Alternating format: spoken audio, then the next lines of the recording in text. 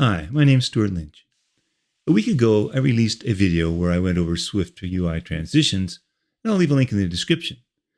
And we can use a transition with any transition and combined with for animating view insertions and removals with some combined effects.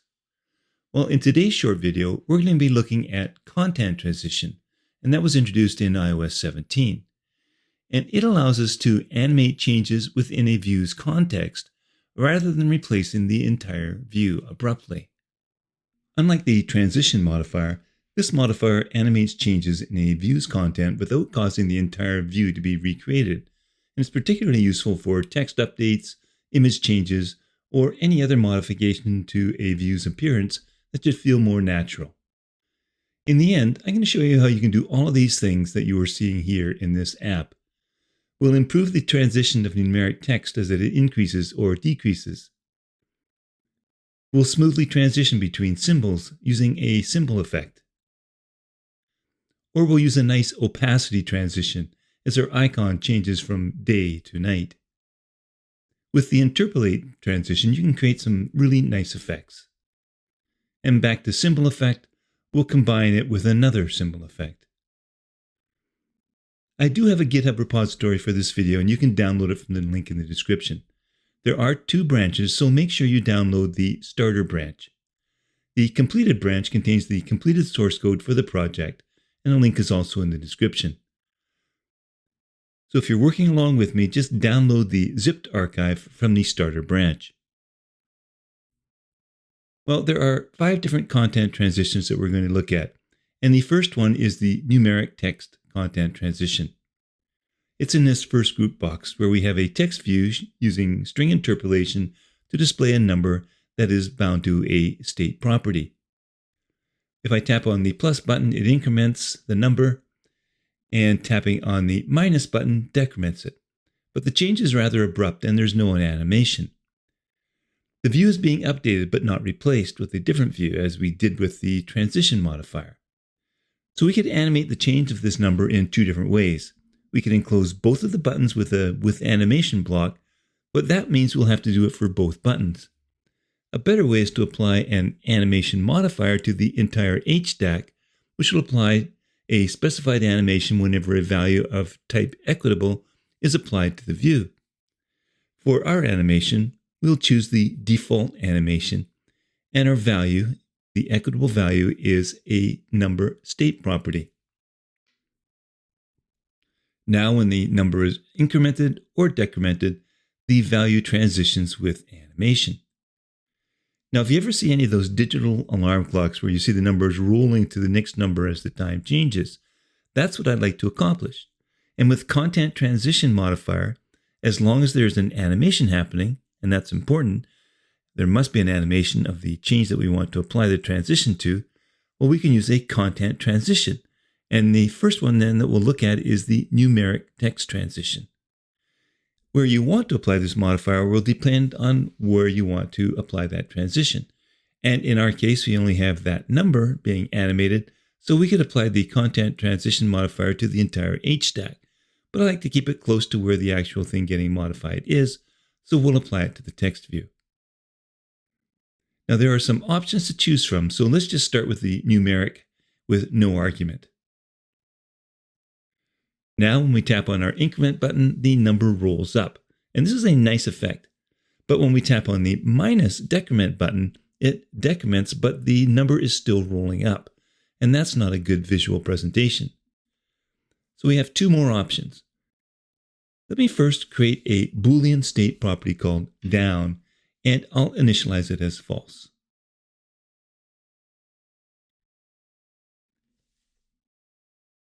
Now when we tap the minus or decrement button, we can set down to being true. And then when we tap the increment button, we can set down to false. Well, now that we have that, we can change the content transition's numeric function to use the counts down argument, and we'll pass in the down variable. Now when we tap on the increment and decrement buttons, the transition is in the right direction. Well, there's one more option though. I'm going to comment out the state property and the two actions that use it as well. Then I'm going to replace the numeric text with a value argument. And the value is the number represented by the text view being animated. And the difference between the old and new values when this text changes will be used to determine the animation's direction. And this must be a double, however, and our number is an int. So we can solve this simply by converting the int to a double. Now we have that up and down transition with one single line of code. Now you may be wondering why I've not used a form instead of these group boxes. And the reason is, as I discovered, that the numeric text transition will not work within a form. So to organize my views, I've used these group boxes instead. If you're enjoying this video, please give it a thumbs up and leave me a comment. And make sure you subscribe to my channel and enable notifications. You can also subscribe to my weekly newsletter. I'll leave a link in the description.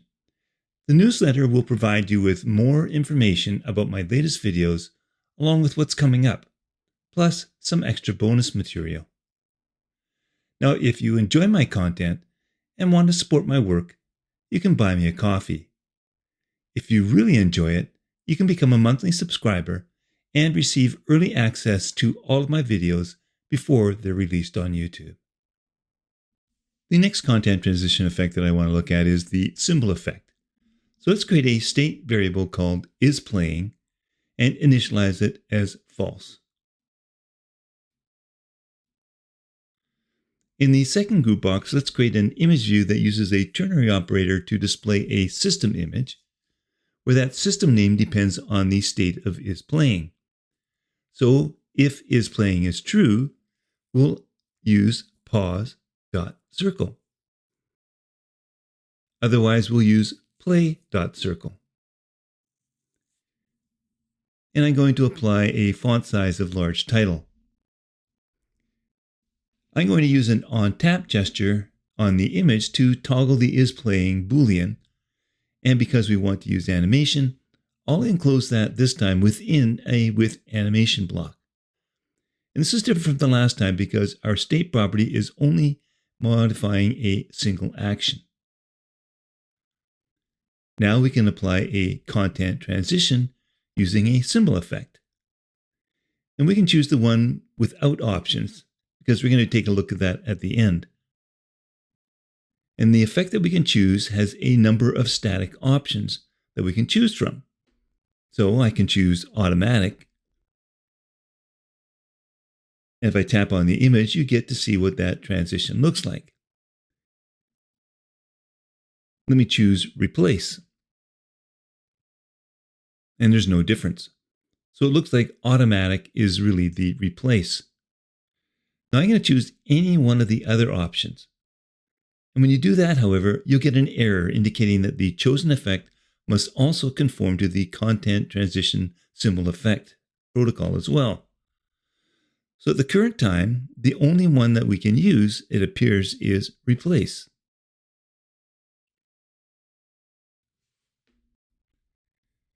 For the next one, let's take a look at how we could use a opacity content transition. And this is useful as well for transitioning between images or text. So let's create another Boolean state variable, and I'm going to call it isDaytime, and I'm going to initialize it as true. And then in that group box, I'm going to create another image view using a system image that's going to be dependent on this value. So again, we can use a ternary operator. If isDaytime is true, we'll present the sun.max.fill SF symbol. If not, I'll present moon.fill. Let's apply a font size of large title again. And I'm also going to apply a foreground style that is also dependent on isDaytime. If it is daytime, then I'll use orange. Otherwise, yellow. Now, since the height of those two symbols is different, To prevent the views from jiggling as I toggle, I'm going to apply a frame with a height of 40. Then I'm going to create an on-tap gesture on this image again with an animation block to toggle that value. For the animation this time, though, I'm going to choose a linear animation with a duration of 1 second. And now I can apply the content transition, but this time using the opacity case. This time the transition is a little nicer as it goes from day to night and changes color. The interpolate content transition on text views can interpolate a transition when the text views have identical strings. So matching glyph pairs can animate changes to their color, position, size, and any variable properties. So for example, in the next group box, create a text view with the string tap to animate. Back at the top, let's create a color state property, and we'll call it color, but we'll initialize it with .red or color.red. So back in our group box then, we can apply a foreground style of that color property to our text view. So let's create that tap using an on-tap gesture, but we're going to use a with animation block, and that animation block is going to use an ease in out animation for a duration of 2 seconds so that we'll really be able to catch that animation. And then within the animation action, we'll use a ternary operator to assign to color so that if the color is currently equal to red, we'll change it to blue. Otherwise, we'll change it back to red. Well, we can also apply a font using a system size based on the color as well. So we'll use a font with a system size depending on whether or not color is equal to red. And if it is, using a ternary operator, we'll assign a size of 36, otherwise a size of 40. And now we can apply a content transition view modifier using the interpolate case.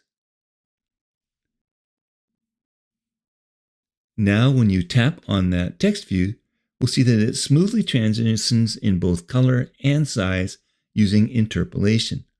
The color goes from red to blue with purple in between, and vice versa as it grows or shrinks between 36 and 40. The final content transition then is the symbolEffect with options. So let's create a new Boolean state property called isLight and initialize it as false. In the final box then, we're going to create an image using the system name depending on that isLight state property. And if it is, then we'll use a heart.fill. Otherwise, we'll just use a heart symbol. So let's set the foreground style to be red if isLight is true. Otherwise, we'll use gray. And let's also use a font size using a system size of 80. And then let's add some padding as we're going to grow this heart when tapped. And now we can apply an on-tap gesture. And within there, with animation, we'll toggle isLight. And you can see that we can just toggle back and forth between those two different states. Not very exciting. So instead of a content transition right now, let's just apply a symbolEffect of bounce when the value is light. Well, that's a nice effect, but we can do better. We can also apply a content transition using a symbolEffect with options. Now remember, the symbolEffect that we need to use for content transition is replace. And for the option then, we can change the speed. So let's apply a speed of 2. Now it really pops.